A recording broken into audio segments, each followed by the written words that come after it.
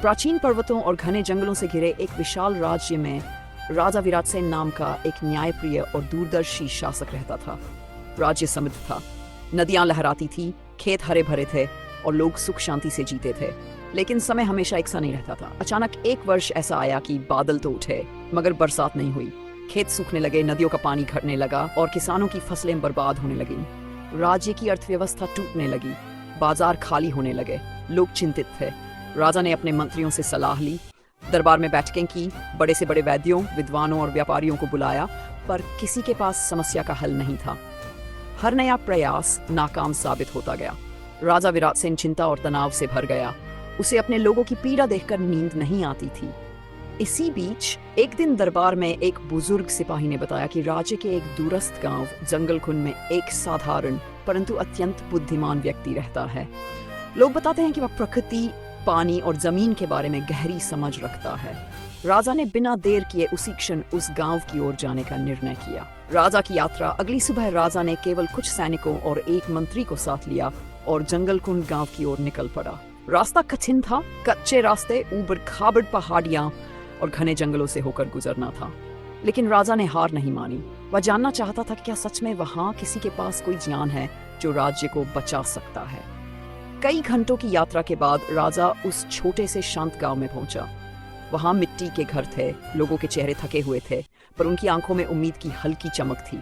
गांव के बीचों बीच एक पुराने बरगद के पेड़ के नीचे साधारण कपड़ों में एक शांत स्वभाव का व्यक्ति बैठा था। उसका नाम था देवप्रकाश। पहली मुलाकात राजा उसके पास गए और बोला, मैं राजा विराटसेन हूँ। मेरा राज्य कठिन समय से गुजर रहा है। मैंने सुना है कि तुम्हारे पास कुछ ऐसा ज्ञान है जो हमारी मदद कर सकता है। देवप्रकाश मुस्कुराया। राजन, समाधान हमेशा बाहर नहीं होता, कभी कभी वह वही होता है जहां समस्या जन्म लेती है। आइए पहले हम किसानों की बातें सुने। राजा ने आश्चर्य से उसकी ओर देखा। एक साधारण आदमी, पर इतना गहरा विचार। देवप्रकाश राजा को खेतों में ले गया। वहां सूखी जमीन, टूटे हुए नाले और उपेक्षित तालाब देखकर उसने कहा, राजन, जमीन भूखी है, पानी भटका हुआ है और लोग डर में जी रहे हैं। फसल केवल बारिश से नहीं उगती बल्कि मेहनत और सही योजना से भी उगती है। समाधान खोजने की शुरुआत अगले कई दिन राजा और देवप्रकाश ने गांवों का दौरा किया। वह किसानों की परेशानियां सुनते, उनकी पुरानी परंपराएं समझते और ढांचों की कमजोरी का अध्ययन करते। देवप्रकाश ने 3 बड़े कारण बताए। प्राकृतिक जल संग्रहण नष्ट हो चुके थे। किसान एक दूसरे से जुड़े नहीं थे, सब अकेले संघर्ष कर रहे थे। पुरानी तकनीकें बदलने की जरूरत थी, पर किसी ने पहल नहीं की। देवप्रकाश ने राजा को सुझाव दिया, राजन, राज्य को बचाने के लिए हमें 3 काम करने होंगे। पुराने तालाब और नालों की मरम्मत, किसानों को एकजुट करना और नई खेती तकनीकों का प्रशिक्षण देना। राजा ने बिना किसी अहंकार के उसकी बात मानी। काम की शुरुआत राजा ने आदेश नहीं दिया। वह खुद किसानों के साथ मिट्टी उठाने लगा, तालाब की खुदाई करने लगा। राजा को इस तरह काम करते देखकर लोगों में उमंग जागी। धीरे धीरे पूरा राज्य एकजुट होने लगा।